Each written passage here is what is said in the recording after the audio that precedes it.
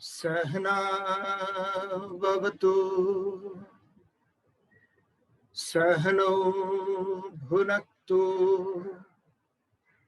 Sahaviryam Karavavahai Tejasvinavadhitamastu ma vidvishavahai. Om Shanti Shanti Shanti.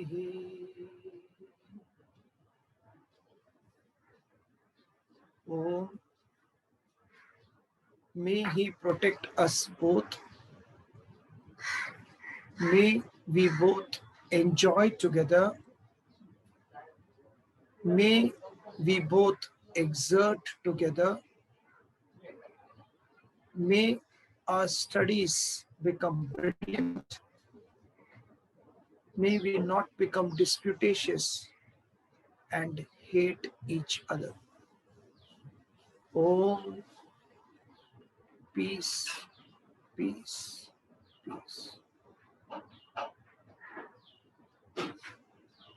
Everybody, welcome to the Bhagavad Gita classes. So, last class, I think so, we were on karma. All the three, what are we supposed to do? Action. What are the actions we are supposed to avoid? What are the actions which we should feel we are not done it? Akarma. Akarma is that power within which does all the activities, in the presence of which all activities are done, but it doesn't do anything. It's like sun coming and the sunlight coming, and it gives life to everybody, but it itself per se doesn't do anything. This is akarma. And what type of actions, if any action you're performing with a desire-ridden action, any action is desire-ridden, then trouble starts. Then what happens is we start a chain of reaction, even without you realizing it. So in the granthas, whether it is Ramayana or the Mahabharata, lots of examples are given of how this chain goes on and it destroys. It's just decided because out of anger, we focus on certain things and do and say, and then we don't realize what's happening. I'll just give you a simple example to start and prove the point. When in the Mahabharata, Dronacharya had a good friend called Drupada. He went to Drupada, who was a king. Dronacharya was a normal Brahmin, just teaching. He had not yet started teaching weapons. He was just teaching philosophy.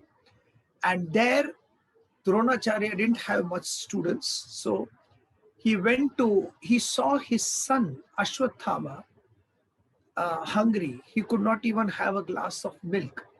So he was asking, I want milk, I want milk. And the mother, what she did was, she just made a little bit of water dipped in rice, and that off-white water, she gave it to the son and said, this is milk. And he started drinking it before his friends. Then, look, I am drinking milk. And all the friends were laughing. And this scene was seen by Dronacharya. So he went to his best friend, BFF, best friends forever, Drupada. And he said that, listen, I want a cow, so that I can give milk. And Drupada said, you are my best friend. You are supposed to ask, come on, I'll give you 100 cows. And he gives him 100 cows. But out of that 100 cows, not a single drop of milk. They were all literally about to die. And then Drupada tells him that, how can you become a friend of mine? Because friendship is always between equals. And we are not equal. You are a beggar who's come to beg, and I am a king. There cannot be any friendship. In childhood, in our ignorance, we became friends. That's all right. But now we are not supposed to. Dronacharya got offended. He took to teaching Shastras. And there he was teaching to Kauravas and the Pandavas. And his Guru Dakshina, he asked Arjuna to go all the way there. Arjuna and the party, at that time they were all one Kauravas. All of them there and imprison Drupada. after the training. So all of them went, imprisoned Drupada. Dronacharya sat on the throne. Drupada was standing down, and he said, now you are a servant, you are a slave, and I am the king. And you know what? I am giving you half the kingdom. So since I am giving you half the kingdom, you can rule half, but the rest half, it will belong to me. Now we are equals. And then he looks at Drupada and says, now can we become friends? Drupada says, yes. And then they hug each other. But the anger doesn't go from Drupada. Then Drupada makes a yagya. He does some tapas. And there he wants children. And his only way, why do I want children? The only thing is, I want to destroy the Kuru Vamsha. I want to destroy all these people. And naturally, Dronacharya too. And there, 3 children were given to him, born to him. Drishtadyumna, who became the commander of the Pandava forces. Second girl, Draupadi, who became the wife of Arjuna, but she destroyed the Kuru family. And third, Shikhandi, who was responsible for fighting the war with Bhishma and killing Bhishma. All these three people were born. And from there, Dronacharya in the war was killed because Bhima and everybody told a lie that his son Ashwathama is dead. As soon as they said Ashwathama is dead, Dronacharya put his weapons down and he just sat in meditation. Because his son is dead, now he doesn't have any reason to live. Drishtadyumna comes and chops his head off.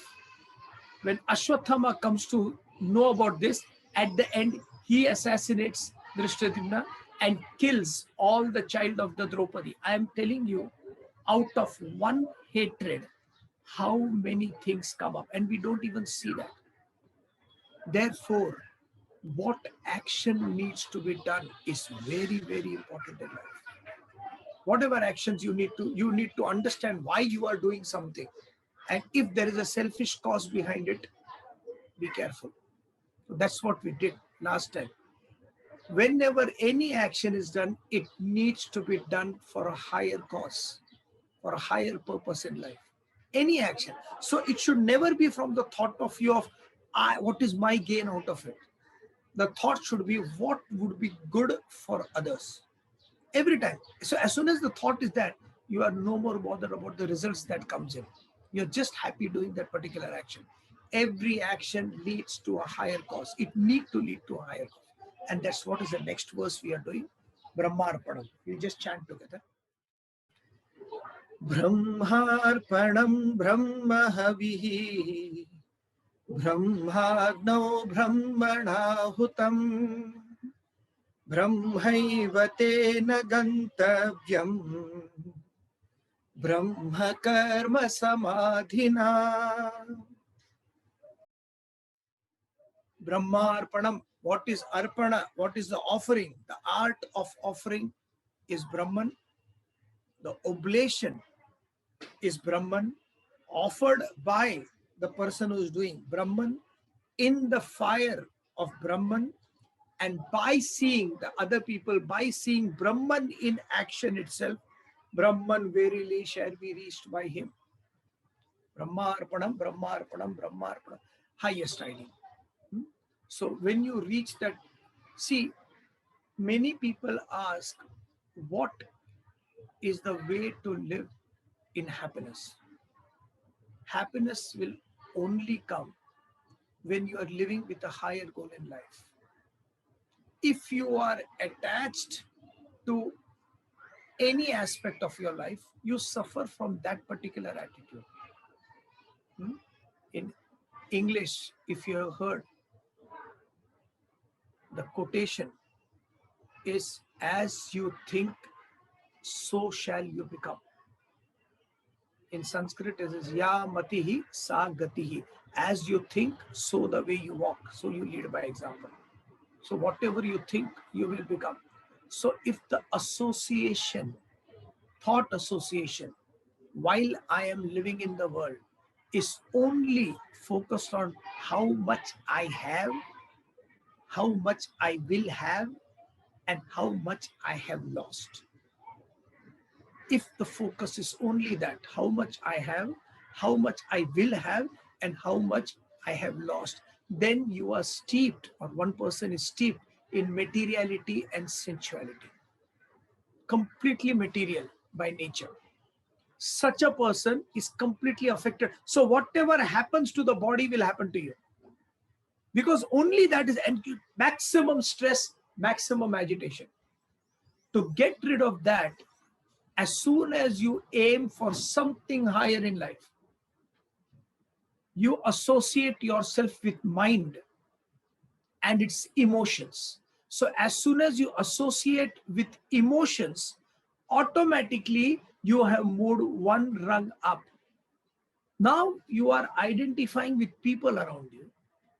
You are identifying with who are the sacrificial people around you, who are selfish, and you are dealing with them accordingly. You are good with everybody as much as possible because you don't want to hurt anybody emotionally. You are careful. So commensurate to that, you gain your happiness. Your happiness increases to that level. More higher than that, intellectual awareness. Intellectually making people understand what is right and what is wrong. Ideas and ideologies. So what is the right way? What should scriptures teach? What is the form of a Krishna or a Rama or a Jesus? Why are different religions there, yet all of them talk about that infinite reality? So these are the questions. When you answer them and understand them, then intellectually you have moved to a higher realm. And beyond that is spiritual. When you become spiritual by nature, the highest, then you see only divinity everywhere. When we say, remember, when we say divinity everywhere, divinity does not mean you don't see your husband or wife or children. That's where people mistake the whole thing. And they say, Mera to koi nahi hai, mere to Giridhar Gopal. It's a very, very high state of Mirabai when you say mere to Giridhar. It's not nobody's there. At our level, everybody is there. But in and through that name and form that I am seeing around me, only that Narayana is functioning. Only that supreme Godhead is functioning. So from their point of view, Chanchala Mana Nita Rama Japakar. Every time keep on saying Rama, Rama, Rama. Palla Palla, Chinna Chinna, Ghadi Ghadi, Nisadina. Constantly keep on thinking about the higher. That doesn't mean keep on chanting Ram, Ram, Ram, Ram, Krishna, Krishna, Krishna, Ram, Ram, Ram. That doesn't make you a spiritual person, because I give you a guarantee. You just have to go to a market and buy a parrot and teach the parrot how to chant Rama and Krishna, and it will do a better job than any of the devotees. Just because it's chanting doesn't make the parrot any more evolutionary. That doesn't work. The understanding. Adi Shankaracharya was carrying a stick all his life. He was wearing a Rudraksha mala all his life, but the mala was no more wiser. Any accomplishments with you, that doesn't make you spiritual. So how many books you have, what kind of a relationship you have with the world, and that has nothing to do with spirituality. Spirituality is what do you feel within. This is the highest. Where you are doing a yajna. I have explained this before. A yajna is a puja, a ritual. See, in the olden times, they used to have these rituals everywhere. Rituals to bring the sun, rituals to bring the rain, rituals to every putra for son, for daughter, anything, for sickness to go away. Everything had a ritual, because there were a lot of abundance of nature around. Water was in abundance, milk was in abundance, trees were in abundance, chandan ki lakdi was in abundance everywhere. So there was no problem, and population was less. When Bhagavad Gita came 5,000 years back, at that time, Vyasa understood that these rituals, what they are doing, they are depleting the natural resources of our land. And that's where he said, listen, rituals need not be external. Rituals need not be put in the fire. You put wood, you put ghee, you put milk, you put this, you put. It doesn't need to be there. Every aspect. So here he's talking about rituals where at that time it was happening. And the divinity is, you look around, everything is divine. The person who's offering, so there is a fire there, a trough there, a trough, a square portion where they put a little bit of cow dung, they put a little bit of ghee, clarified butter to make it burn, and then they do the puja. They do the prayers and they invoke certain gods. Everybody around them is sitting and listening, and they have a katha also, they have a story also. So they tell the story where small children also listen to the story and they get intrigued. Acha, acha, this is the way Vishnu did. Oh my God, these are the avatars. Acha, acha. This is what Dronacharya did. This is what. So this is how you start listening to stories. A time comes where you grow out of it and you see divinity everywhere. So here in the verse, he says the person who is putting the oblation is divine. The person who's putting the oblation is divine. Every aspect, the fire coming there is divine. The people who are watching and listening are divine. The process itself is divinity. And once a person understands all this is divinity, then that person will understand what divinity is. How do you start? Oh my God, everything is divine, everything is Tattvamasi, I am Atma Brahma, I am Atma. This will not work. No chanting will work. What occupies your mind? Even now, when you are sitting in a class and listening, what occupies your mind? How many of you have had constant focus in whatever is being said till now? That's what makes a divine person. And when you are divine, one thing is sure, you don't have any complaints in life. You don't have complaint against whom. So you understand certain laws in philosophy, in a scriptural parlance. The certain laws are, whatever comes in my life, I have no control. But what to do with what comes in my life, I have complete control. Whatever comes in my life, I have no control. But what to do with what comes in my life, I have complete control. So when you have this understanding, you have no complaints about what has happened in my life. And all our agitation, all is what? What has happened till now in my life, or what is happening in my life, or what will happen, oh my God, in my life. And that is enough to make a person stressful. If you focus on what has happened in my life, what is happening in my life, and what will happen in my life, it is my life, my life, my life. So the spotlight, everything in my life is focused only on me and mine. I, me, and mine.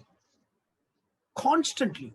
So when you are thinking only of me, me, then nature says, excuse me, you are not alone in this world. I am not going to cater to you, and agitations will start. So how to reach this higher state of seeing divinity everywhere? Very easy.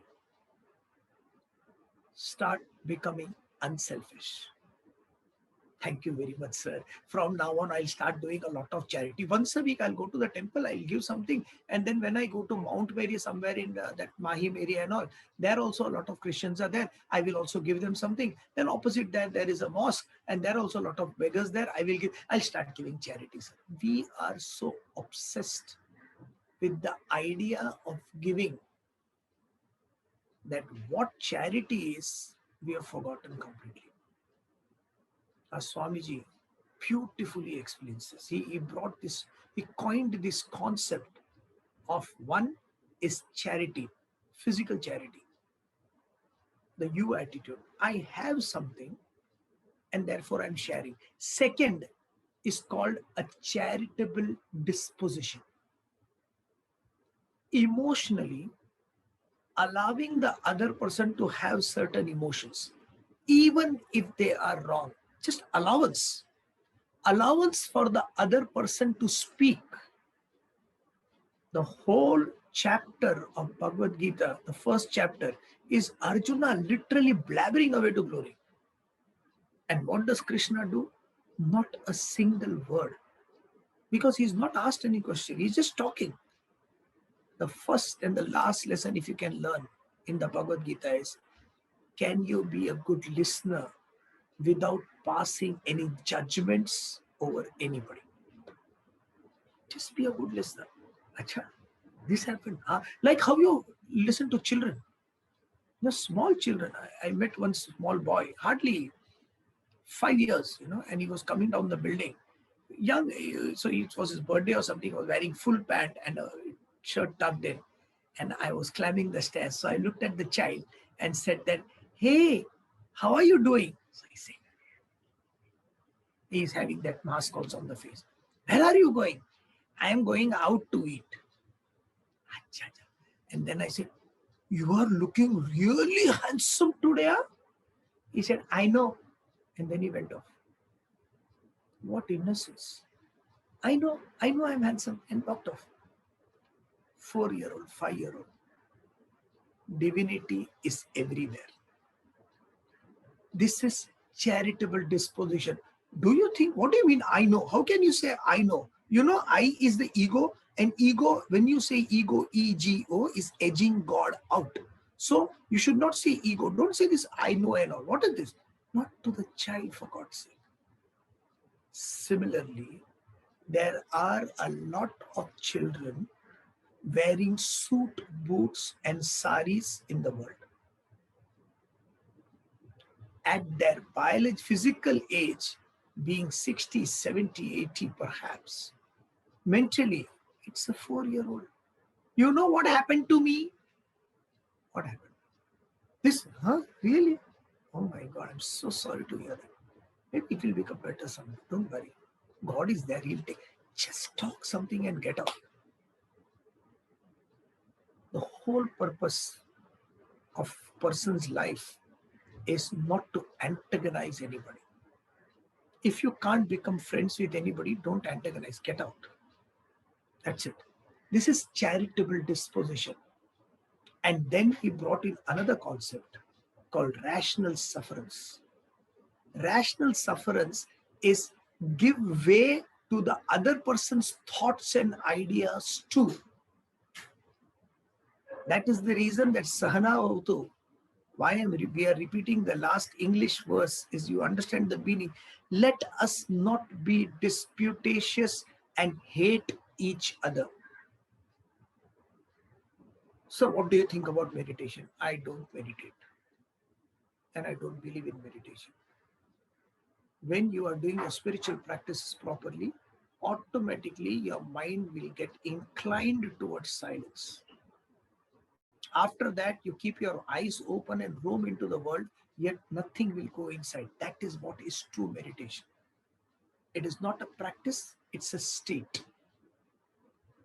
No, but other people are teaching meditation and they are good, and I had so much benefit. Fair enough.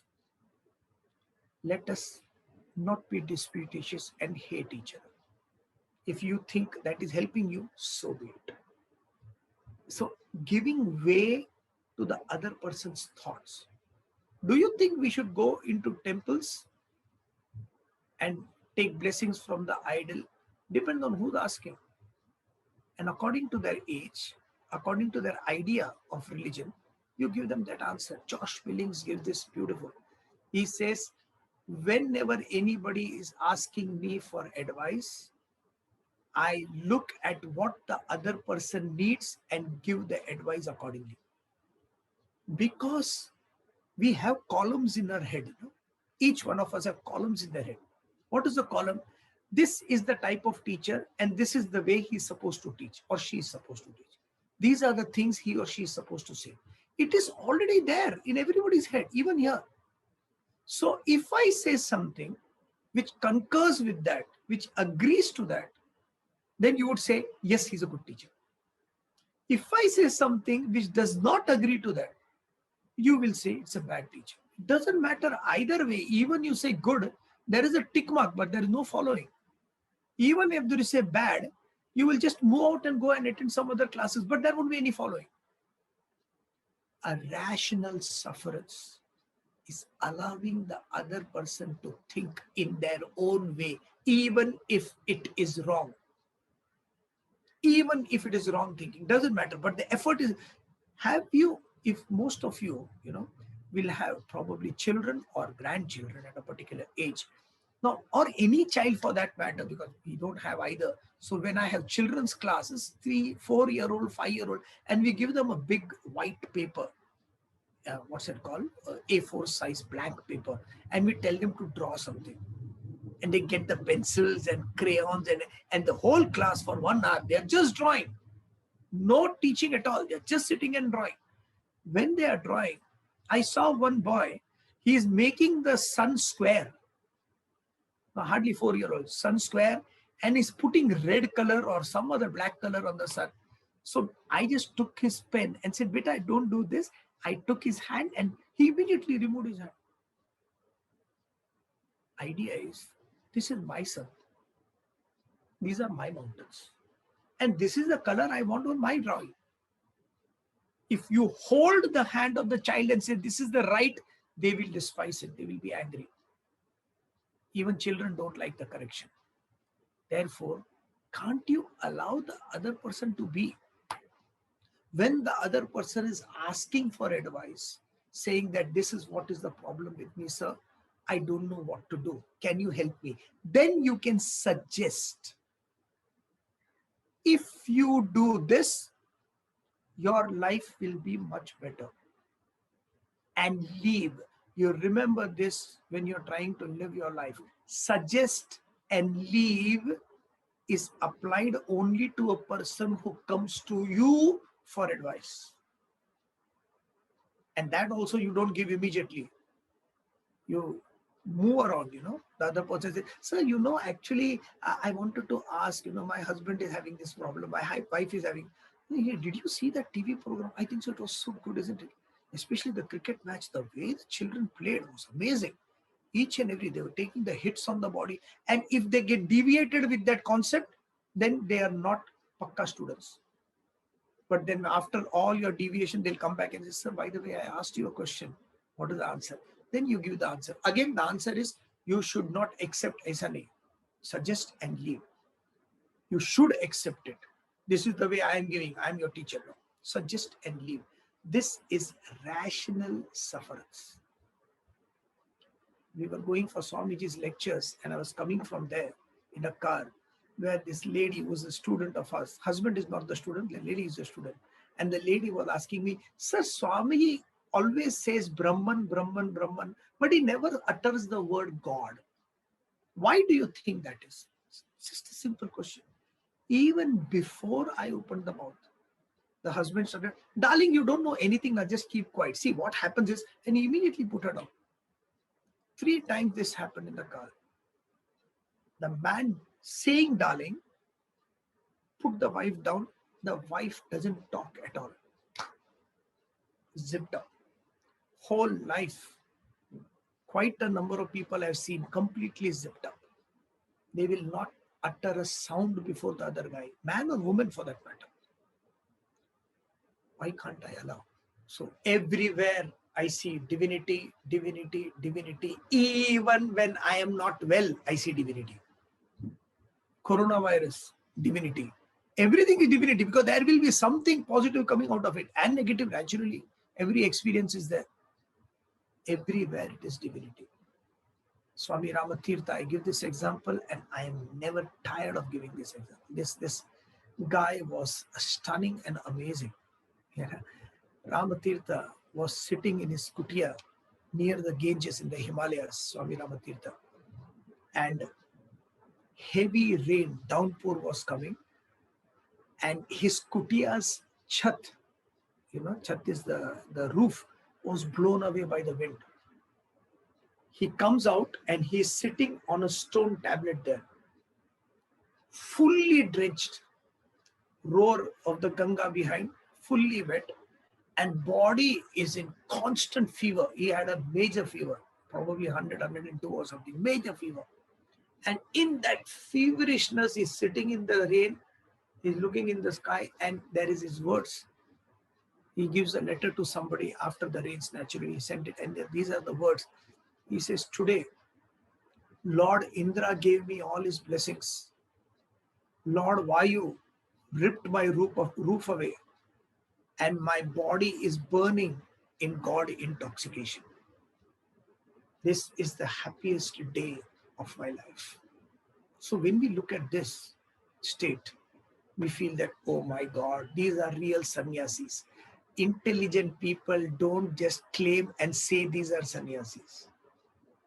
We are more interested in learning how did they become this? What are the steps this person took in life to have reached a state where nothing bothers, nothing in the world bothers him. Whatever happens in the relationship, they are perfectly all right within. Externally, they'll take all the precautions. Internally, they are completely fine. Whatever happens in the elements, they'll do what is necessary. That's it. They are never bothered about anybody. What makes them what they are? That is the next verse. We just do it. Dravya Yajna Tapo Yajna Yoga Yajna Tatha Pare Svadhyaya Jnana Yajnascha Yataya Samshita Vrataha. How do you reach that state? Sacrifice. Sacrifice. What to sacrifice, sir? Everything. Only when I have something can I give, right? What if I don't have? Sir, I have only this much t-shirts. I have this much pants. I have this much dress material. I have this much wristwatches. I have this much shoes. What can I give in this? 2 wristwatches. That's all, sir. 2 shoes. That's all. Can't give anything. Namdev had a roti in his hand, and somebody gave him a ghee toop to eat with the roti as lunch. That a dog came and took the roti and ran. And Namdev ran behind the dog. He's saying, Vithala, Vithala, how can you eat? Oh Lord Vithala, how can you eat only bhakri? It is dry. Why don't you take a little bit of ghee also? There are people who have millions and millions and crores and lakhs of rupees, but there is no heart in giving charity. There are people who don't have anything. I saw this one person. I still remember in Swamiji's lecture in Bharatiya Vidya Bhavan, he had come. He wanted to buy the book Vedanta treatise. We were also students, so we didn't have any income. So we are waiting there, and at that time I think so it was 250 rupees. Vedanta treatise, Swamiji's magnum opus actually. This person came and he said, "Kitne ka book hai?" I said, "Sir, 250 rupees. Discount nahi hai." बोलते नहीं, spiritual books में usually discount नहीं होता. Sir, आप ले लीजिए, please take this. And he said, हाँ ठीक है, मैं देता हूँ. He removed his wallet. I'm not joking this. Very sickly fellow. Removed his wallet. He's taking 100 rupees, then 50 rupees, 20 rupees, 10 rupees. Then he took some change. I was looking. I have seen people taking loads of money.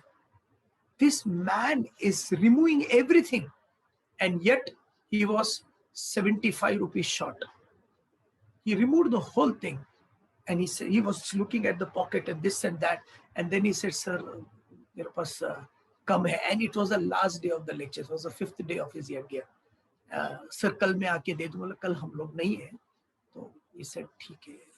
And I saw his face. While going, he's looking at the Vedanta treatise and going. I said, "Aap yahan pe aiye." And I gave the book to him.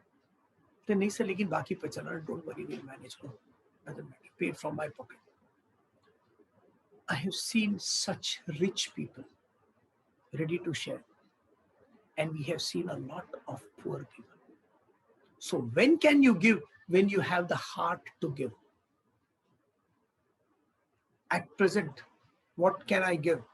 Everything.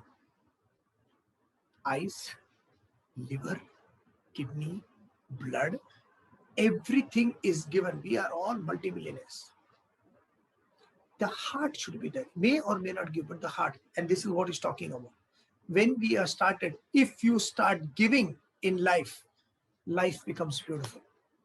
Life is beautiful. As soon as the focus shifts from what I need in my life to Aprevu, what do you need? After you, please. You tell me what do you need and I'll provide. Accordingly, don't worry, I don't need anything. So that attitude will help, because since you don't have any more desires now. So what you do? Dravya Yajna, Tapo Yajna, Yoga Yajna, and Svadhyaya Jnana Yajna. Dravya Yajna, sacrifice of wealth, material sacrifice. So when you are sacrificing wealth, you get a little bit of happiness of contribution. The recipient feels happy with the contribution, and the happiness is there. It is though short-lived, because it is just money exchanging hands, but it is better than nothing. So a person who keeps on thinking me, start giving. At least start emptying the house. Whatever you don't, people don't empty refrigerators. Everything is stuck. Expired items, 4 years old, 5 years old, ice cream cans are stuck. Nobody wants to give. From refrigerator, for your own health, give. Start emptying. What you don't need, just give. And don't give things, no, last time we gave, but he didn't say salam properly, so we'll give somebody else. Don't even get into that. When you are giving, be like Karna. Krishna was explaining to Arjuna that Karna is a great giver. He gives beautifully. Arjuna said, excuse me, Krishna, you always keep on praising this fellow. He's our enemy, right? Yeah, enemy, but he's got a good quality, so I'm appreciating that. Arjuna says, but I am also a giver. I also give. He said, okay, do one thing. Tomorrow, 6 o'clock in the morning, you come to this particular place. I want to see how much you can give.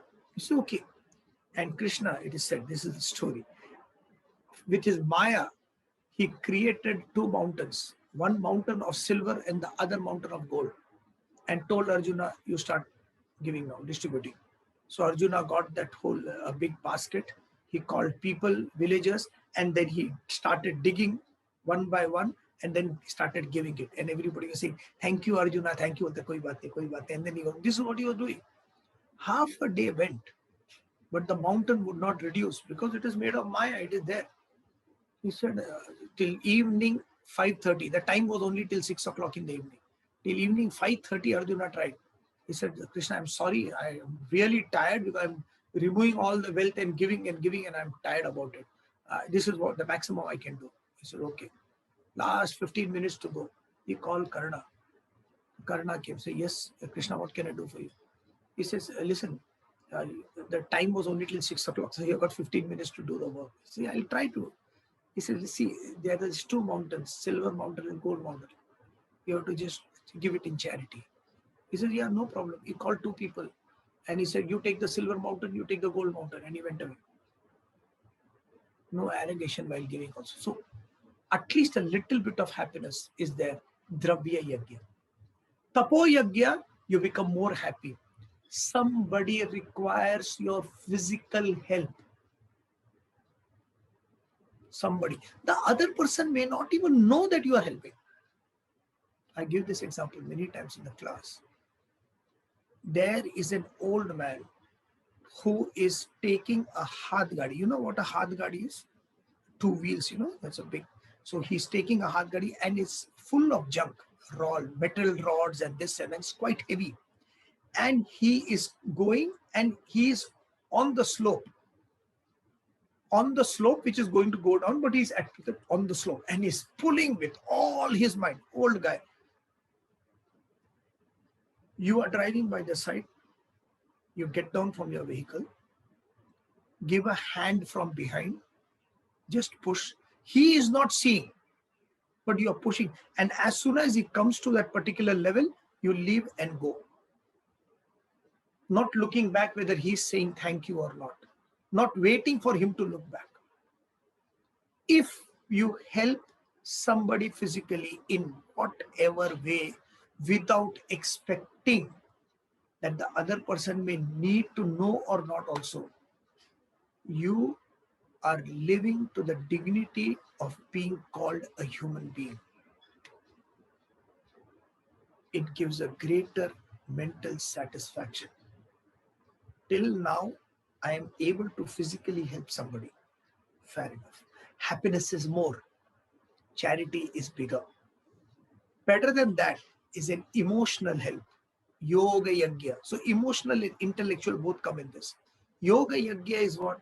Emotional help where the neighbor, your neighbor is the lady of the house is there, two small children are there, and the husband is passed away. Sudden heart attack and the husband is passed away. And the whole family is devastated. Nothing is cooked in the house. The lady is crying and crying because she's a housewife. She has nothing to do. She doesn't know how she'll manage. She's just 30s. She doesn't know how to manage. Both the children are very young. You look at that and you go to that lady, give her the food and say, listen, you don't worry about the children. They are going to come to my house. You also come and stay if you want. Or if you want to stay here, we will be providing the food till whenever you are all right. And you keep on supplying breakfast, lunch, and dinner, and there is no servant in your house. You are cooking and supplying, and you are helping her to come out of it. Don't worry, we are there. This happens. Don't worry, I am there. Why are you? How much time it will take approximately to bring her to an emotional relevance where she can find her life and she can take care of the children again? One day, 1 week, it can be 2 months, it can be 3 months, it can be more. Until then, you are committed to take care of them emotionally as well as physically. So the duration taken for that kind of a help is longer, but the happiness that is derived from that is also much stronger. Better than that is intellectual help, where you are teaching somebody of how to live life. You are teaching physics, maths, chemistry, any subject which takes a duration. Even this, by the way, is Yoga Yajna. Teaching, Vivekananda said, rather than giving fish to eat every day, it is better to teach them how to fish. They live a life. So just teach something and then leave it. This is what all the teachers are supposed to do. Rather than hogging the limelight and saying, look, I am a great guru, I am this, I am that, and showing all kinds of dress materials. Guru's job is just to introduce the truth to the student so that the student can take care of himself, herself, and their families. You don't need a guru. At night, some problem happens in the family. You don't need to call any teacher saying, what should I do? You should know. And that's the whole preparation about. That's the true teacher. The teacher's focus is only the development of the student. And the student's focus is only development of my own self. This is intellectual. This takes much more time. Years. Years. Some of our classes are 10, 12, 13 years. It continues. It continues because there's no stopping it. The process takes a lot more time. I feel like laughing when some people come and say, sir, I'm interested in Bhagavad Gita class, but how long it will take? Because I got only 2 months. I say, you can learn Bhagavad Gita even in a day. Don't worry. You can do that. So this is jnana, yoga yajna. Higher than that is Svadhyaya jnana yajna. Self-expression, self-surrender into the fire of knowledge. Self-study and destruction of your own desires. It is my own selfish desires that trouble me, agitate me, and stress me. So if I destroy the desires in the fire of knowledge and ignite knowledge, I will not have any desires of my own saying, I want this to happen. It will not be there. You are dedicating everything to a higher cause. And this is the highest charity you can do.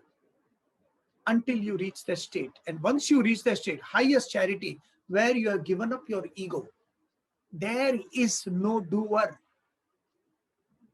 When you don't have desires and you're just doing and there is no doer, since the doer is not there, the doing is not recognized.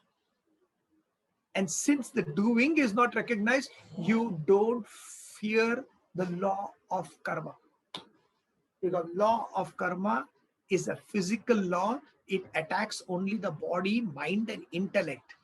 It cannot attack a Jivan Mukta, a person who's free, who's liberated. How you'll know you're liberated? You will know. That nobody can teach you. You don't have marks over your body to say, look, I have got two horns and say, look, I have liberated, I'm putting this. No, nothing. You will know when that happens, because a time will come where you don't feel agitated at all. With all the world's temporariness, you're just shrugging your shoulders and moving on and living a beautiful life. So gradually, to see this Brahmarpanam, Brahman everywhere, we have to go through these stages and start giving up. People are supposed to give up their egos. They can't give one chapel. They can't give one chapel. There is nothing giving. A thought is not there. Thought is not there. What can I, just the thought.